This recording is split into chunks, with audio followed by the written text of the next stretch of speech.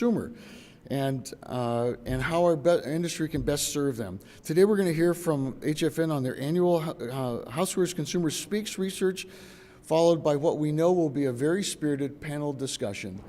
Would join me in welcoming Marina Zotto, Publisher and Editorial Director, and Allison Zisco, Executive Editor of HFN. Come on up.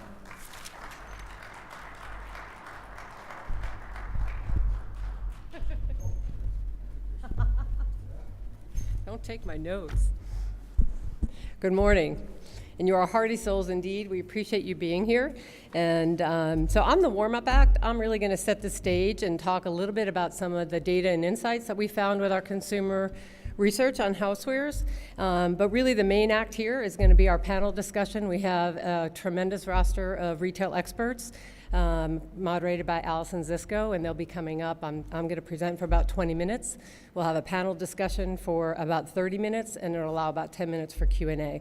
So hopefully by the time the panel starts, we'll have more people that have streamed in and caught up with the daylight saving time adjustment.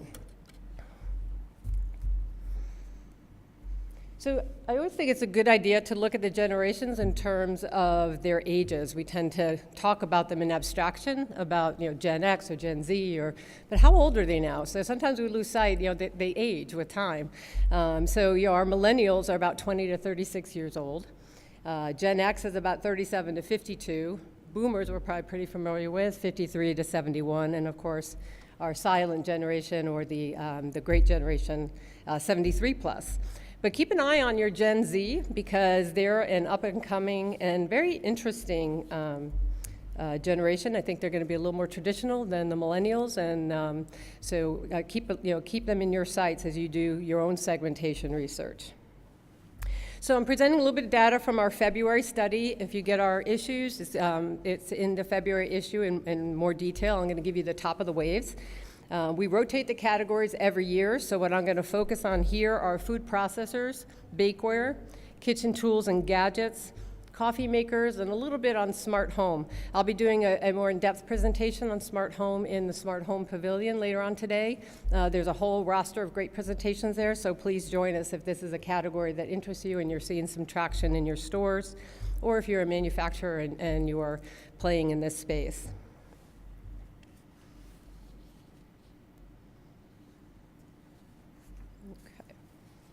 This will just give you a quick glimpse at the proportion of the population that are in each generation. So just a little background and insights. So some of the key, there's a lot of reason to be optimistic in the housewares category this year. We're seeing a lot of increases in buying intention across many of our categories. So just some key, quick takeaway, little insights. The lifespan of bakeware is relatively short. 39% actually replace their bakeware every 2 to 3 years, that's a good turnover number. So that's an impressive fact. Vegetable tools such as spiralizers, mandolins, all those pieces of equipment that help us make healthier meals. Even though it's the second least owned category, it is the second fastest growing one. So again, that's an important one to keep your eye on. And good news, 43% of consumers that don't currently own a food processor plan to purchase one over the next year or so. So that's a pretty strong stat as well. And smart home, it's coming along. It's a lot more popular among millennial customers, which we'll see as we look at data a little more segmented and broken out. But 43% of consumers own a smart housewares device, and 20% of those who don't own one have intention of purchasing one. So pretty strong figures there.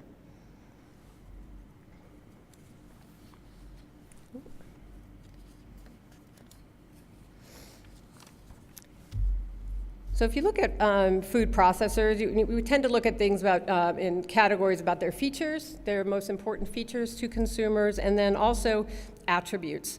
So in terms of features, probably not too surprising, easy clean, people want it convenient, and then also that motor strength and versatility of speeds in your motor is really important on your food processors. Nearly 3/4 of consumers own a food processor. Quality and performance are the two top attributes. While style and brand are tied for the second least important attribute, I know that's a heartbreak to brand people in the room, but other attributes are much more important than just the branding. So it has to work well, it has to function and be sturdy and easy to clean. So important to keep that in mind. As a result of differing lifestyles and needs, each generation has a unique set of processor features. So you can see some of the differences. They're subtle, but there are some differences there and worth noting.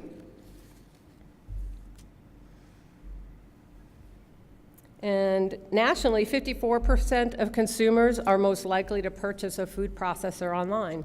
I think that's a really strong statistic. And interestingly, and the same thing you'll see with smart home, the likelihood of purchasing them online increases as income increases. So another good point to note in how you market them. When shopping for a food processor online, consumers are almost 3 times more likely to visit Amazon as they are the second place online retailers, the second place online retailer, Bed Bath & Beyond. And in terms of brick and mortar, your strongest retailers are Walmart, Target, and Bed Bath & Beyond in that order.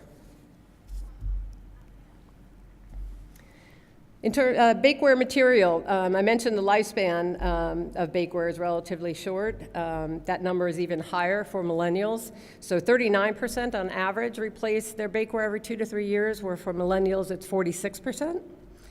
35% of consumers plan to buy bakeware within the next 6 months, and an additional 35% plan to purchase within the next year. For every category, pardon me, of bakeware except for casserole dishes and oven to table, metal is the preferred material for bakeware.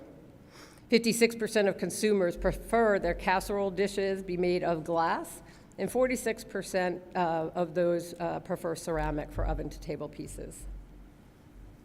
Generation X in particular appreciates ceramic ware for their material at 54%, which is significantly higher than the second group that likes ceramics, which was baby boomers at 39%. So an important cohort if you are a ceramic manufacturer.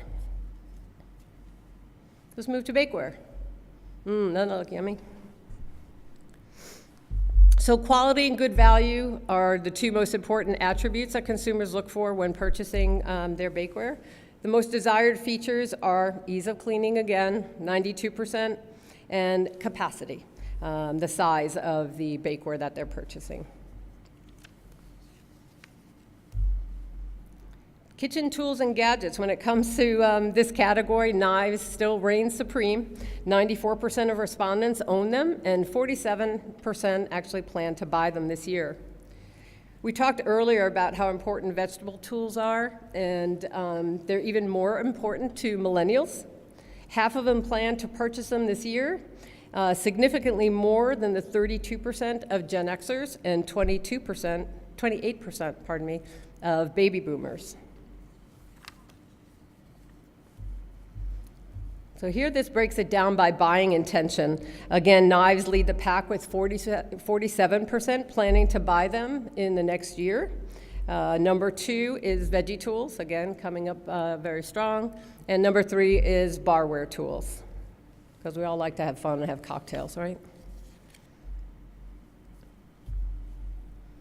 The coffeeware category, in addition to functionality and some of the ergonomic features of the systems, technology and form and function play a big role in this category. And you'll see, as you look at specialty and the single-serve category, what drives repurchasing of those categories is new technology, new anything, design, color, form, new functions, much less so for regular coffee makers. So a regular coffee maker, they're going to wear it out until it breaks, and they're not going to replace it until that happens. So really specialty coffee and single serve is an opportunity to really connect with them on new features and technologies that you can offer.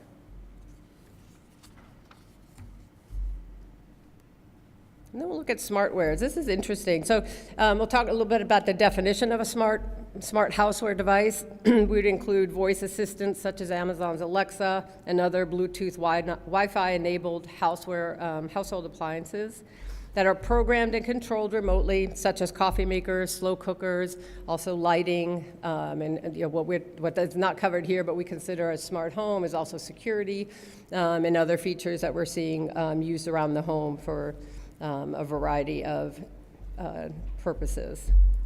43% of consumers, as I said, own a smartware device. 20% of non-owners actually plan to buy a smartware device in the next year. Almost half of millennials own a smart houseware item, and that's more than any other generation.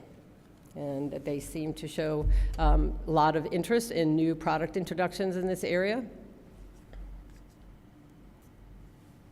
So again, that same trend we were seeing for food processors, high inclination to purchase this category online, and you'll see that the tendency or desire to purchase online increases with household income, almost by 10 points across from low to middle to high income. So that's an interesting statistic, I think.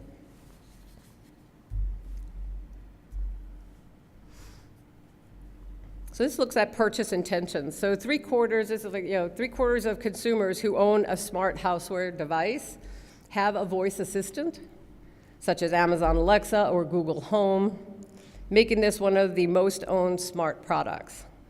While smart appliances are lower on the ownership scale, and you'll see they're towards the bottom half, when we break it down by large appliances and smaller countertop type appliances, it's lower on the ownership scale, but they are definitely gaining traction. Each year we look at smart home, we're definitely seeing growth in these two categories.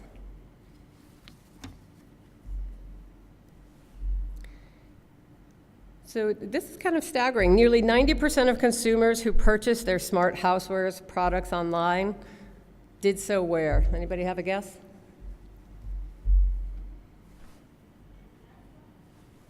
Amazon. So there's a lot of room for other players to get in here. Best Buy and Walmart are a distant second and third at 19% and 15%, and this is for online purchasing. But consumers who purchase their devices in store really prefer Best Buy. 41% did so at Best Buy, purchased their smart home and housewares devices at Best Buy. So, Best Buy's really it's a great turnaround story of what they've done in their stores, making them more interactive and really targeting this, high-tech consumer. So just a few key takeaways as our panelists will join us up on stage, and I'll introduce them in a minute. I think there's good reason to be optimistic in housewares. I think 2018, our data shows that there's strong buying intention across some of the major categories. New technologies and functionality and design and form. Color also plays a part, but stick with the fundamentals, make sure they work, that the technology is good, capacity, easy to clean, make it convenient to use. And certain categories lend themselves to heavy online purchasing, which we saw. Smart home was one, food processors are another, and just keep an eye on that trend because people are getting more comfortable with buying online without ever touching and feeling, and that's something we all need to get comfortable with.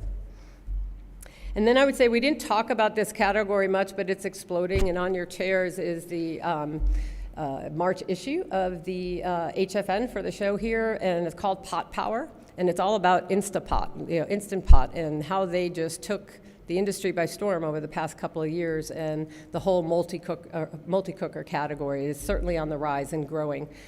So that's something to keep an eye on as well. And the other one I would keep an eye on are air fryers or any sort of low-fat cooking and low-calorie, healthy, crispy. Everyone wants the quality of fried, but they don't want to pay for that with the calories of fried. So anything that can deliver the taste and or almost the taste. It's not quite as good as fried, but it's pretty good. So keep an eye on air fryers. We're going to see version 2s of those, different capacities of machines and different functionality. So with that, I'm going to ask our panelists to come up and join me on stage. And moderating, and first up here is our executive editor, Allison Zisco. And over here on my left is Ranga Bodla. He's head of industry marketing for Oracle NetSuite, and he's going to deliver insights on mobile and omni-channel and where the consumer is going to, so that we can make that experience very seamless for the consumer. And then to Ranga's left is Ryan Gilchrist. He's general manager of Housewares and more for Wayfair. And then on Allison's left is Janie Reese, who was the first one here, I have to say. You're like at the head of the class at, I think, 6:30. Thank you, Janie. And Janie is executive merchandising consultant for Evine. And then to Janie's left is Ben Salmon, and he is owner of Kitchen a la Mode. So we're going to get a nice perspective from a brick and mortar and an independent operator. So we have a lot of different points of business and insights here. So I'm going to turn it over to Allison, and thank you, panelists, for joining us. And we look forward to a great conversation. Maureen. I'm just going to start by telling you a little bit more about each of our panelists. So Ranga is the head of industry marketing for NetSuite, where he drives overall and go-to-market strategies across all of NetSuite's industries, including retail, wholesale distribution, manufacturing, software, services, nonprofit, advertising, media, and publishing. And prior to joining NetSuite, Ranga focused on SAP's governance, risk, and compliance solutions, and he has a degree in engineering from Trinity University in San Antonio. Ryan joined Wayfair in early 2006. Small appliances, storage and organization, recreation, and pet furniture businesses. Prior to joining Wayfair, Ryan was a principal at Bain & Company, focused on serving clients in the retail and consumer products industry. And he holds an MBA from MIT Sloan School of Management and has a BS in mechanical engineering from the U.S. Naval Academy. Janie Reese has in-depth experience in retail, specialty store, direct mail, and e-commerce business sectors in both prestige and broad-based product categories. This guy. Thank you. Turn that on. Her career started at Macy's before it defined the Housewares department, the seller and marketplace. She spent the next 18 years working in the Macy's retail environment across all parts of the home store. Janie went on to become Executive Vice President of Gumps by Mail and was Chief Merchandising Officer of the Museum Company, Vice President of Home for Ross Stores, and started the home luggage beauty business at Ideally, the flash site e-commerce company. And she is currently an Executive Merchandising Consultant for Evine, a multi-platform video e-commerce company. Ben is a former literary agent, food writer, columnist, consultant, and owner of Kitchen a la Mode, as Maureen mentioned, which has 2 locations in New Jersey. He sits on the advisory board of the GC Buying Group. He is a judge for the IHA GIA Innovation Awards and is an active local volunteer with a focus on economic development. Kitchen a la Mode was named New Jersey's best kitchen store by New Jersey Monthly 4 years running and was called a toy store for grown-ups by the Star Ledger. So thank you all for joining us. So in terms of the housewares categories that Maureen just presented, where do you see the most consumer interest and what is driving business in those areas? Ryan, can we start with you? Sure. So in the scope of my world, I oversee 4 categories within housewares, similar to what you see in the showroom today. So storage and organization, tabletop, small appliances, and then kitchen. And a lot of what we just heard today resonated with me from a small appliance perspective. Brands, I am finding brands actually do really matter. There are some startup brands that are quite interesting, that are taking some share. But in terms of multifunction cookers, people are downsizing. They're looking for a lot more functionality in one piece of equipment. And so we're seeing that, and we're seeing sales take off. But I'd say from the unbranded side, a lot of what tabletop is, and then storage and org, our Wayfair Basics line is my top performing brand in all of Wayfair right now. And so we are seeing people are looking for commodity type items, lower price point items. They're replenishing a bit more regularly. And then we are purpose built for the home. And so we think about the customer experience first and then work backwards. What I would say for me, what I really focus on from a technology perspective is thinking about customization and not telling the consumer what we want them to do and letting them customize. So we've got a custom upholstery program. Think choosing your own sofa, the fabric, the color, the piping, the nail head, the legs. We've adapted that in the houseware space and now have done a mix and match tabletop sort of feature now where you can swap in colors and different things. And so we hope that that will then expand to other suppliers cross category, and you can be more customized. Right, sounds good. Ben?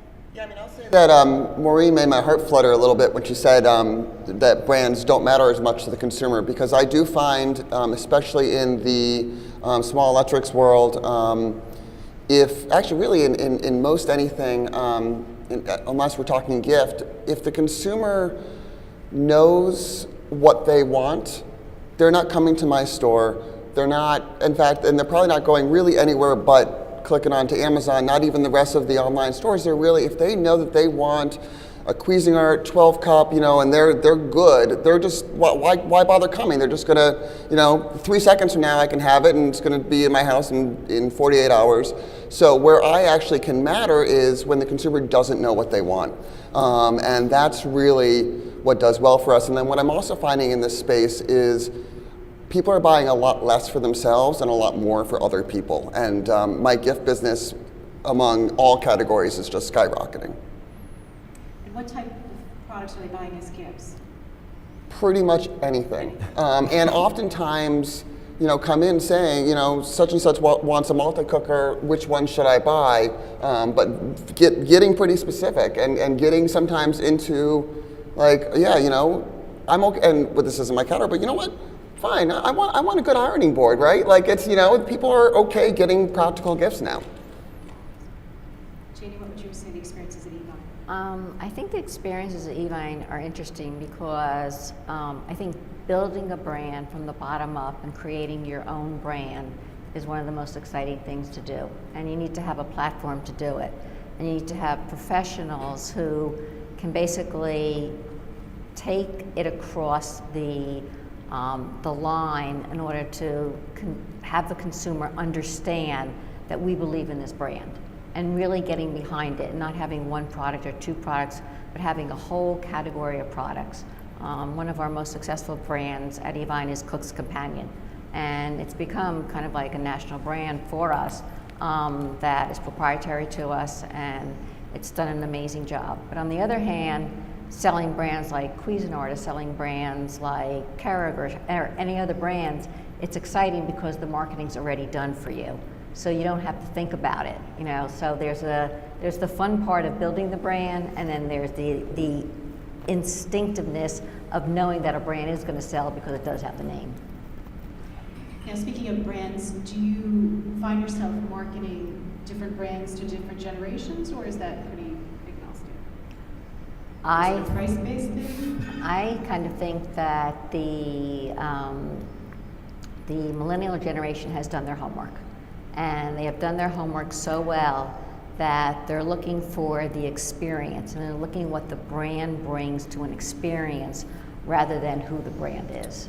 I think that the kind of like generation, I guess it's Generation X, which is the generation before the millennials, I think that they are doing things to make their life easier. So kind of like a Roomba or one-stop shopping with the Instapot, or trying to think, how do you not have a 13-piece cookware set? How do you make it smaller? So in order to run their homes more efficiently.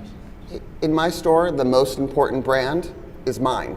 My store brand comes first, and because of that, my consumers worry less about what the brand is, because I have such a curated, knowledgeable selection that they have been shopping with me for 10 years and really haven't led them wrong. I haven't led them astray. And so they might come in thinking they want XYZ brand, but we'll talk about it, and they'll end up very happy with, even if it's a brand they never heard of, because that's what we do at the store. That's great. I think the one thing that I'd add for at least at Wayfair selling brands, we found that yes, the marketing's done for you, and that's what I really like. So they're coming to our site looking for the brands. But if we don't have a mobile-friendly experience, which we should definitely talk about, and we don't have super fast shipping, and it's not priced competitively, and we just saw that Amazon's taking a lot of share there. But if we can compete with some of the bigger guys out there, then we're going to sell a lot of product. But if a piece of that recipe is off, then we're not going to do very well. Just to add on what he was saying, I mean, Ben hit it on correctly, right? There's so much choice. Curation is key, but if you don't have all the other elements, if it's not easy to go and complete it there, I'm just going to go somewhere else. If I find something, if I find somewhere great that curates that experience for me, and then I can go and buy it, then I'll go and do that. But if it's too hard to do, I'll go somewhere else. I mean, everyone's. I think that trend continues. The biggest line in my store, when people come in and say, "Hey, do you have blank?" It's no but or no and this is why I don't have that. This is what But my staff knows, like, it's never just no. It's but why don't you look at this? I mean, it's very and it's an experience that in brick and mortar we can do better than the internet can do. It's our one advantage because we're actually consumer facing. We're talking to people. But I also think what Ryan said is basically that we can, in our jobs, curate what the customer wants. We can kind of tell them what they want by believing in the brand. Well, I mean, the most powerful sales tool I have is I use this at home. I mean, that's the most powerful thing that I can tell someone. And that's why I give my staff a huge discount on product. I sell it to them basically at wholesale because I want them to bring it home and use it. And that's people ask that. People want to know. And I have things in my store that I've been using for 10 years, and I can talk so much better about it because of that. Let's talk a little bit about the buying habits of consumers. Ben, can you start us off with that?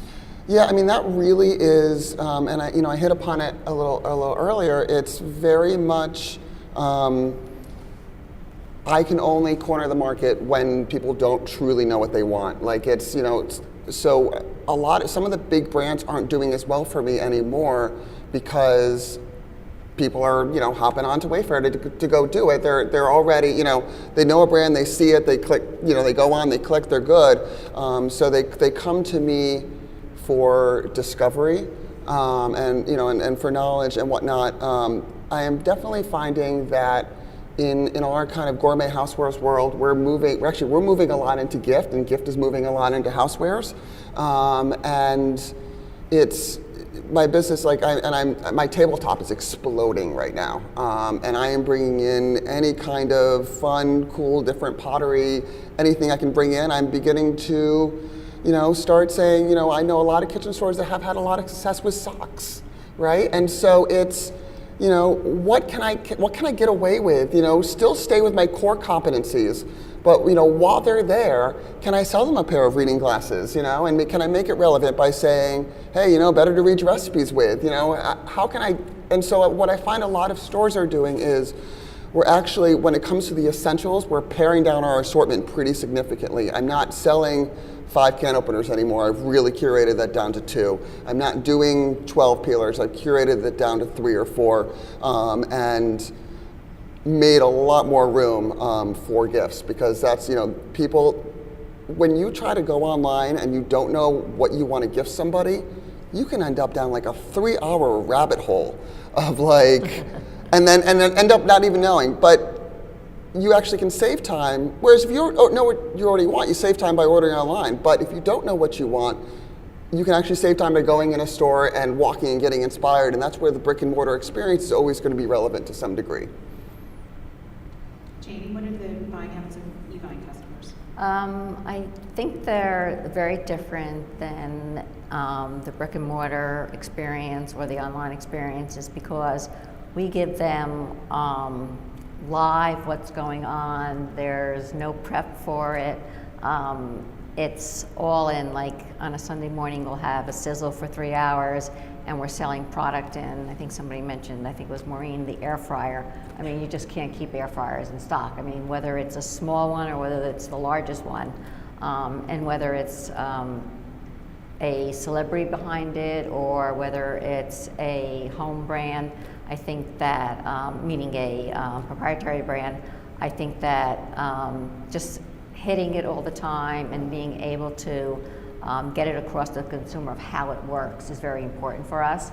On the other hand, I think when talking about gift businesses, when you bring in many different gift businesses like a tabletop business or a Mackenzie Child business, I think it's all about how you curate the assortment to the customers that we're selling to, whether it's a baby boomer or whether it's kind of like that generation that's above the baby boomer. It's called the silvers. I think you named it something else. But getting it across to them, and whether they're buying it for themselves or, as you said, for gifts, I think is very important. Because they can only, when you sell quality product, you can only sell it once. Yep. They're only going to buy one Le Creuset Dutch oven. That's Yep. it. But For life. if they love it and they buy it as gifts for 6 different people, all of a sudden my business has become much bigger than it was. We like to use the word the gift closet. You need to buy it for the gift closet. Just have it ready. Yes. We sell Hostess gifts a lot that Yep. way. Just have a few on hand, ready to Yep. go. Mike, what would you say? I'd say maybe a couple things to add. One is as we think about the buying habits, really it is all just on the phone. It's really changed the way that everybody has shopped. Certainly on Wayfair, we've got over 60%, we'll call it hovering 70% of our traffic is coming from the phones. And so what we do is we spend all of our attention thinking about mobile first and how do we make the mobile experience perfect. And as Ben was saying, that shopping for the home is more emotive, it's more visual, people do want to browse. And if you're going to a more transactional site, you're just looking at a SKU and a price, you are going to spend hours and hours sifting through a bunch of different things. So we spend a lot of time personalizing the experience. The experience that I have going on site will be much different than what you're seeing on site too. And so we tailor the homepage based on what your shopping habits are, based on what we think your budget is, based on what we think your style is. We'll tailor an email blast, or we'll tailor a branded campaign based on what we know about you. So the personalized experience, in particular on the phone, is what we focus on. The phone, the mobile aspect of it, I can't, just in the last 12 months, how much that has exploded and changed. I think just the expectation, the experience, I think it's twofold. One, what you've seen happen in the search engine side in particular, Google, that's their expectation, is that you have a responsive site. They're looking at that when they're tagging and putting rating sites when you're searching for them, for one. So that's number one. That's really changed in the last 12 months. I think the other big thing, actually a little longer than 12 months, but since the beginning of 2017, I'd say the second thing is just the expectation from a research perspective. Nowadays you go into a store and you still leverage your phone even from a research perspective. So you're researching before you go into a store, you're researching while you're in the store. I think there's an expectation that your products are up there and available, and that people can understand what they're getting, regardless of where they're actually purchasing it. I think that's another part of this on the brand side, that there's an expectation that you as a consumer are able to find that and be able to find it easily. And again, I just can't believe how much the mobile experience has really transformed that. Just from every part of the experience, from the beginning, just I have an idea, I want to look for something, all the way through to actual purchase. I think it's just the mobile experience and expectation there has changed quite dramatically. And it's every category. And we're talking obviously here housewares, but it's what's amazing to me is even for an ironing board, right? For some of these larger items, it's changed on that perspective as well. Well, it's so much easier too to have it delivered to your home than to leave the store with this giant thing. And try to fit it in your car. Especially if you're not paying freight for it. There's a lot of incentive there. Yeah, who heard of ship to store, 2 or 3 years ago, right? Or ship to home from the store. I think credit goes also to educating the consumer of how to either buy online or buy on your phone or your mobile app, your tablet or something. But it's the education that all of us have done in our prospective companies and the industry, having them being able to get to do this rather than go into a store or, I'm sure you have a very, website that they can shop on as well. No, we don't. We don't do Wow. e-commerce right now. Really? It's very challenging from an infrastructure perspective. Interesting. And I believe that you need to really focus on doing what you're good at Yes. before you move to Yeah. other things. I'm actually working. There's a really great. Basically a local co-op right now that's starting online, and they're including both merchants and makers and artisans, and their job is to make like basically to compete with Amazon and do shop local to your door. So I'm working with them now on loading a bunch of product, and then I don't have to do the infrastructure piece of it. I can put my product on there, and then people can order it, and I'll have it delivered to them in 24 hours. Wow. And so it's I mean, you know, I want to get online. Like I want to create that experience, but you know, when I opened a brick and mortar store, I didn't just say, hey, you know what? I'm going to put a sign up and let's do this. You know, I had a unique take and whatnot, and too many people just throw a bunch of stuff online and say, here it is. So I didn't want to do it till I had a really unique concept for it. And you know, my job, it's funny, my job in my store is to get you off your phone. Look me in that. Let's talk. Let's. You know, my job is the exact opposite of your guys. Like I want you to have the interaction and the conversation, and as much as possible, I want your phone to be in your pocket. Yeah, I think it's important to point out that, like, you know, over half of the volume is certainly coming from in-store sales, right? So depending on which category you're in, you're at 8% online penetration. Maybe small appliances, we'll call it 35, 40%. And so my view is that that's only going to increase, but a good bit of the sales are going to continue to come through. You can have the small appliances. The margin is horrible. It is pretty bad. What I would say is also, and I appreciate that you focus on what you're good at. So we have 1,300 software engineers that are focused solely on making the experience perfect online. And when we think about omni-channel, we think about the phone, we think about, we have a mail order catalog, we think about the app experience, the desktop experience, and making sure that that's a seamless experience is actually quite hard to do. And as you might imagine, the site does go down every once in a while, and unless you have lots of people focused on that. If you've got 1,300 people doing it, how am I going to do it? It's hard to scale that. Tell me, and perhaps Ron, you can address this. You talked about mobile, and we talked about phones. Are people shopping mobilely on anything but phones? You know, are they shopping on tablets? So what we're seeing is that. So I think what I've seen in terms of abandonment in particular is we've had customers where they've not had the mobile buying experience where they're on their phone, and then they're suffering abandonment. People are doing that. That being said, we are seeing quite a bit more traffic from tablet, from desktop. But I think those numbers are shifting. I'm sure Ryan can talk about what they've seen at Wayfair. But I mean, what we've seen is that shifted dramatically where it was all desktop now. I mean, I think more and more we're recommending to folks that they really think about mobile first, just because we're seeing the shift from. And I guess when I think of mobile, just personally, I think of both tablet and phone in that experience, not just PC. I will say one thing that's interesting too is I think you're going to start to see more shift away from the app experience as well, yes. Where people's expectations are they're just they go to a browser and they can look at it on their phone from the browser and they have a friendly experience instead of I have to go and download yet another application. And I think that goes for both mobile and phone and tablet. I think that's kind of a shift as well, and that more and more the push is that you have that great friendly experience from your browser. No one has storage on their phone anymore for the apps. Let me ask you. I'm curious. Do you guys find much dual device? So are people like I find personally? Like I sometimes am surfing and searching on desktop or iPad, tablet. But then I might actually put it in my cart and then come back later on my phone and actually purchase it on my phone. Yeah. Do you see a lot of that kind of cross? Yeah, absolutely for Wayfair. And so we find that people, I'll tell one story. So we started a wedding registry. We find that everybody is starting their wedding registry on their phone. They're doing it while they're waiting for the bus. They're on the subway or whatever, right? And so, but when it comes to looking at a bigger picture and making sure it's the product that they want, and then what we find as the guests when they actually purchase the gift, they're looking on the desktop. And so making sure that you've got a seamless cart experience as they ship from mobile to desktop is pretty important. I think we're going to see a lot more of that, like people just using them all together. Yep. And how are you addressing cart abandonment? Is that still a big issue, or you talk about personalization? Sure.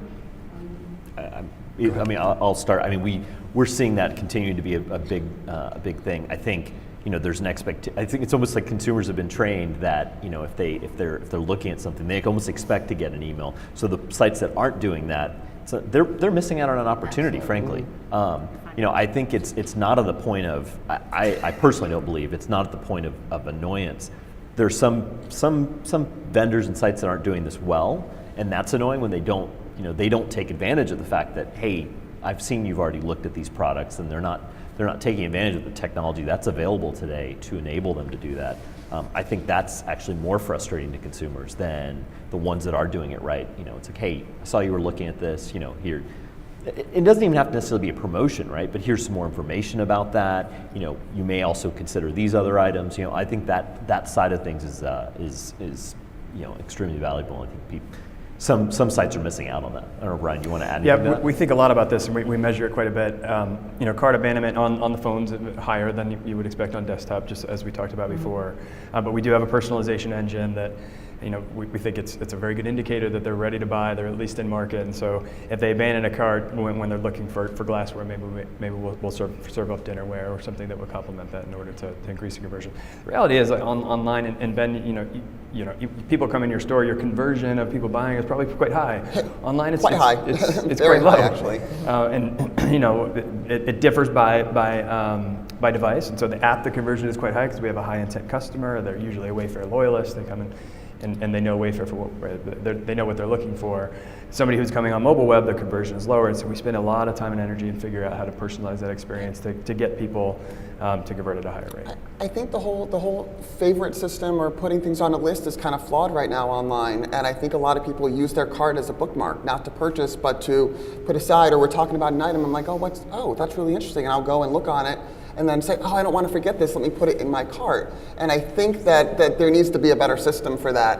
Either that or it really has to be utilized to go from a desire to a purchase. You got to close the sale on that. You mentioned progressive web. Can you go into a little more detail about that?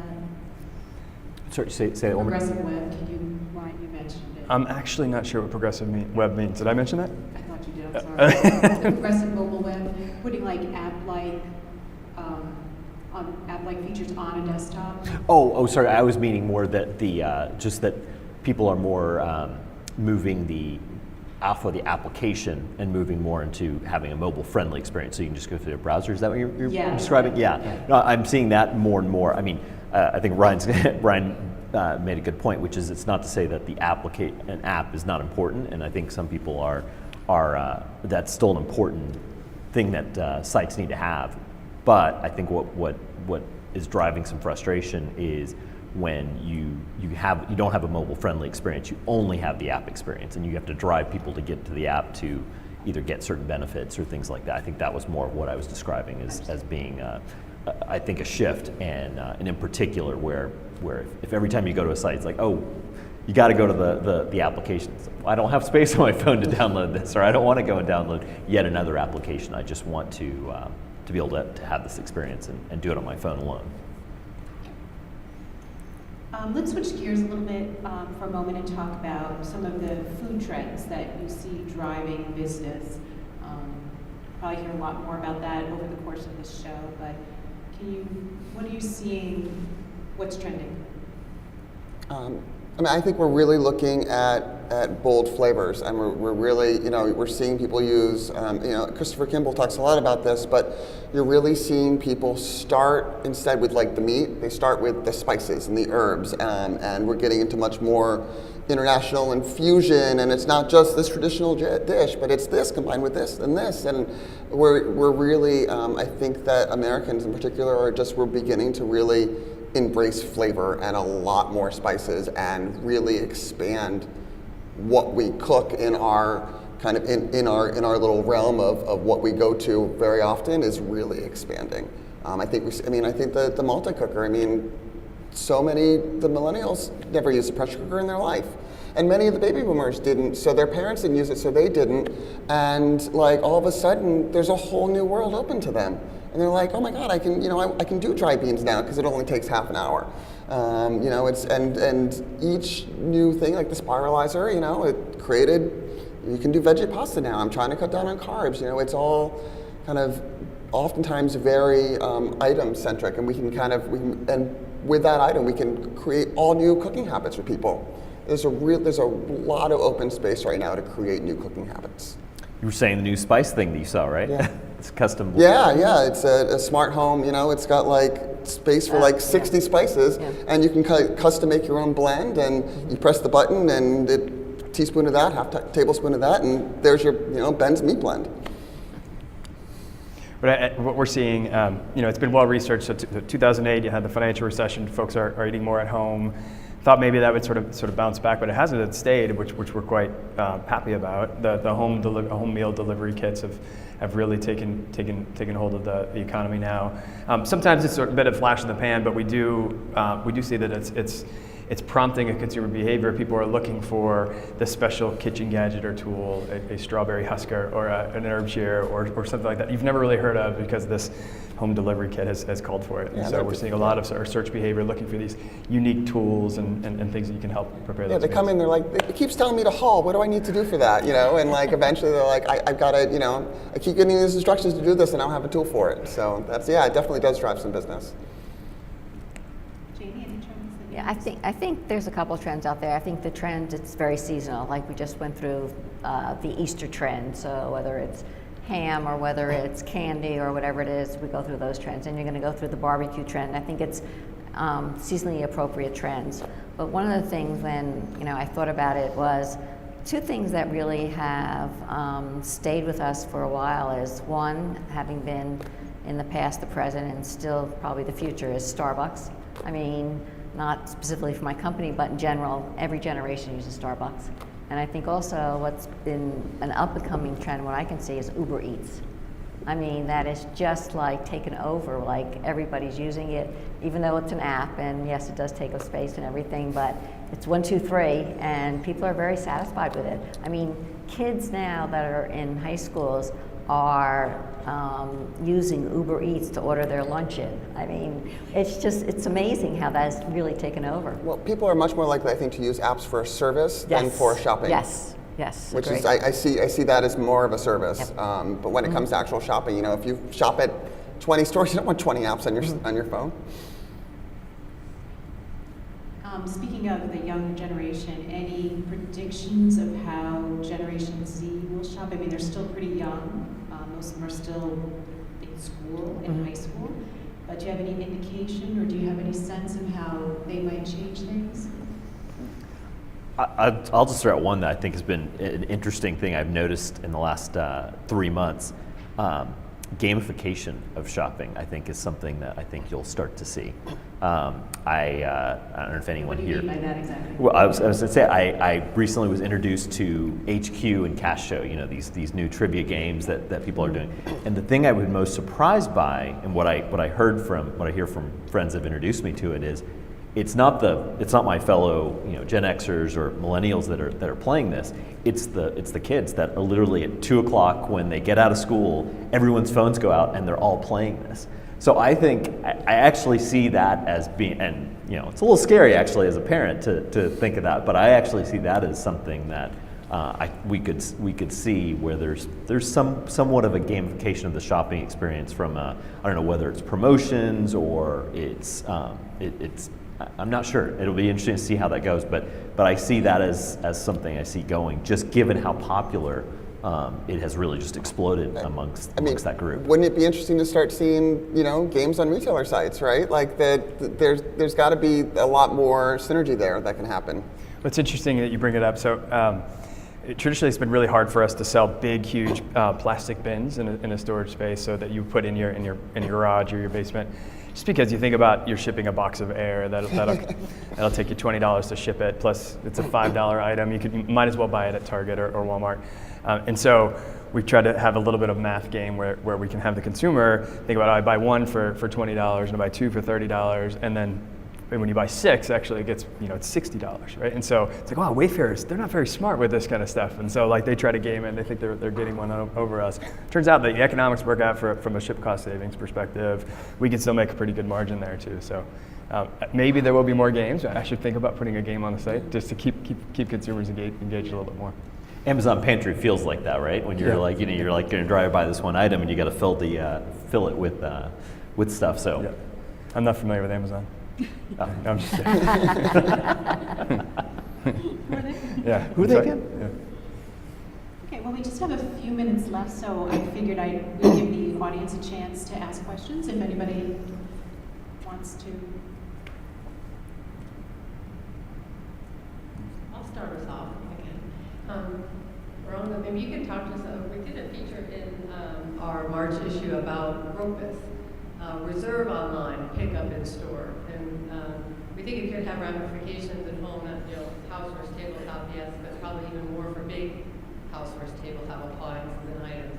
Are you seeing that gain any traction? We know Boris and Focus are big. Is Ropus sort of the next phase in the impact for home? It's a great reserve online, pick up in store. Yeah, that's definitely something we're seeing more and more of, that people are asking for as a feature they want to put in place on their site, and it's something that they're using as a differentiator. I think one of the things that again, I see this as more the trend in general, particularly when you have an omni-channel experience that you have multiple channels, that more and more they're looking at ways that they can drive cross traffic.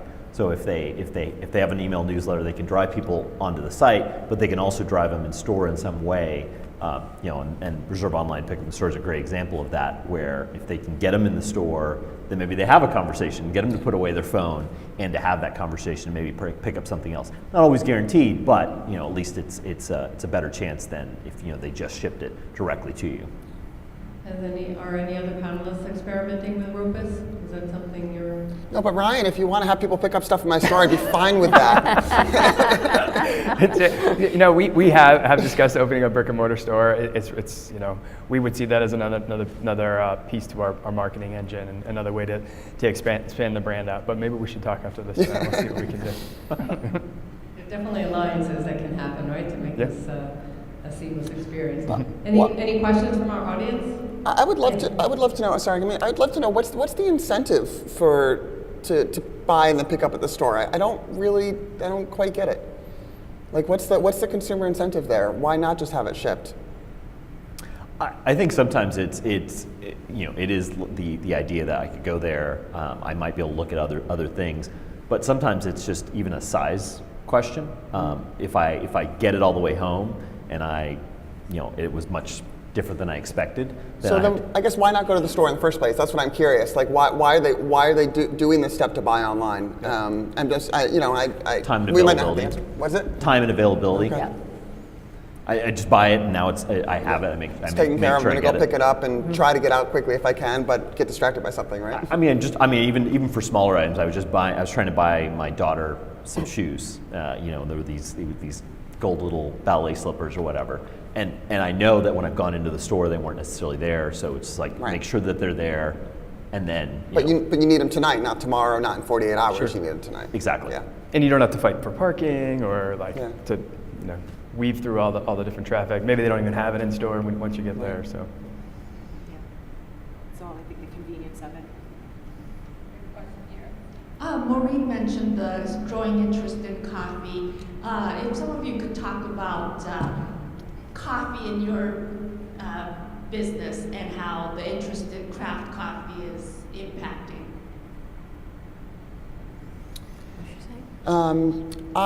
It's interesting. I have not. I find so my consumer is sophisticated, but they're not doing really sophisticated. They're not doing electric, but they're not doing like these really intense machines either. I'm finding a lot of French press business, and that's really where kind of that blend, right? It's easier to make at home, craft coffee experience, but not like some of the crazy stuff. It's interesting because people do coffee for two reasons, right? To wake up and to get the caffeine, and the other experience is to kind of enjoy and the experience. So I think what we need to look at with coffee marketing is, are we aiming for, is this item, or is this a morning thing or an afternoon item?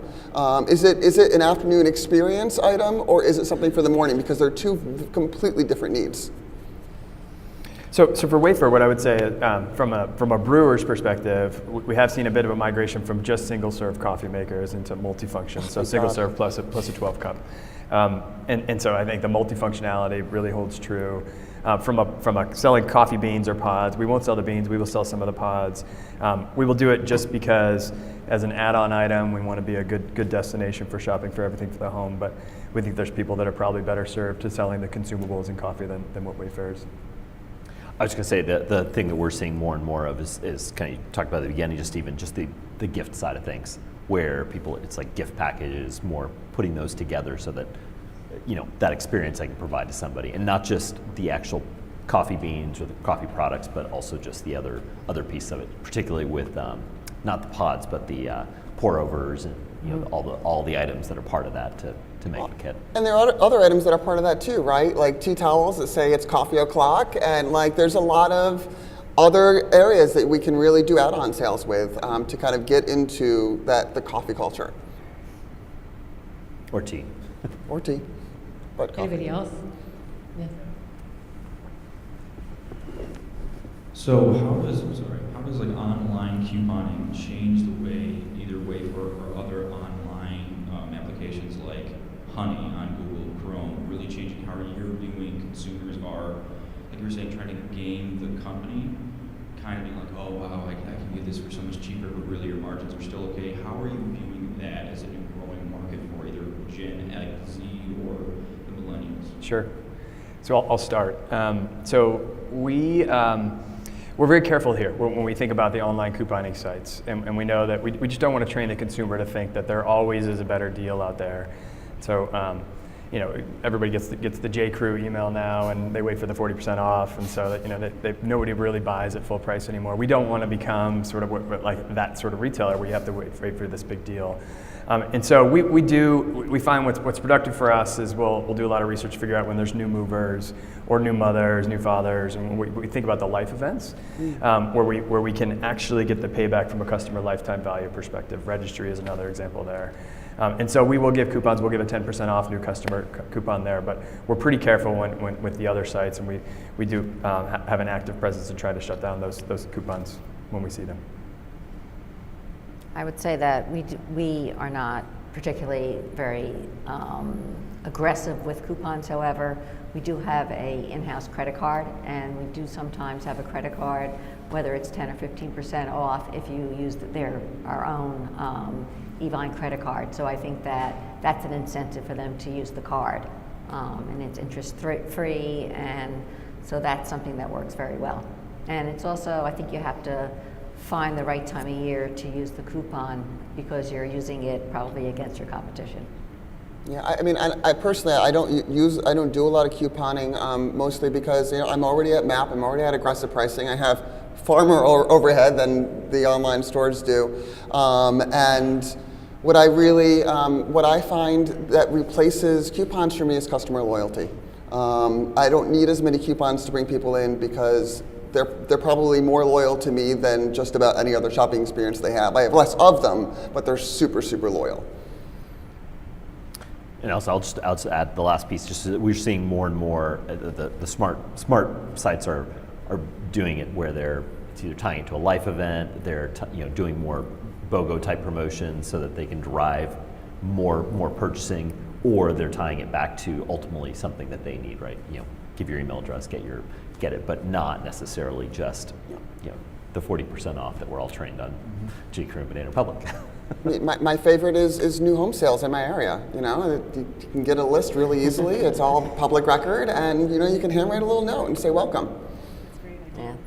Yeah. And give some a little bounce back thing, but and get them in, and then for the lifetime value. I mean, I actually find that I try to move away from coupons and percentages because I've really heard I've heard other people, and I think do it really well, but describe coupons as basically like crack. Like you can never get enough, and you keep needing more, and you keep needing more. So I've moved into like, here's a $5 coupon, or here's this item at this great price, or I love giving away $5 gift certificates and that type of thing, and really move away from the percentage because I think that we're training customers completely the wrong way. And it's going to hurt our ultimate business because they're always going to wait for the percentage off. Anyone else here? So I'd have just one last question. You mentioned loyalty. So in a more formalized, structural way, do you have loyalty programs? Are they still working? And how has that evolved in your businesses? It's probably most applicable in your world. Yeah, I actually don't do customer loyalty right now as far as a regular program goes, partly because I'm already pretty aggressive with my pricing, and I find that my experience directly with the consumer is enough for them. And they, you know, I'm very focused, well, we're a very curated selection. I'm very focused on value. I want to find people the best value that they can find, and then we don't necessarily need as much of that because I'm putting the right product at the right price in their hands at the right time. Yeah, a similar philosophy for us. We do have a very small loyalty program in terms of Wayfair rewards dollars. So if they leave a review or if it's on a certain set of products where we want to get a little bit of traction, we'll give them some rewards dollars. But we actually don't focus on that piece of the business as much as I would say other sites do, and we really focus on just making sure that the customer experience is as good as possible. I was just saying we don't see as much. I saw it was a lot more. It seemed like it was a bigger deal 18 months ago. I don't get that as much now. It doesn't seem like as the bigger focus. It's more on the experience, the mobile friendly, the couponing, things like that are much more important.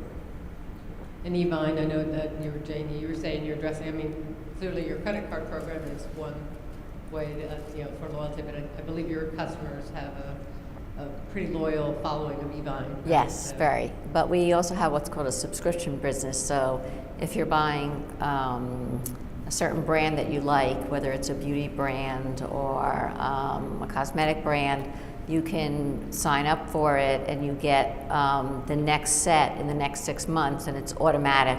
And it could be attached to free shipping if you sign up for the subscription, and it works extremely well.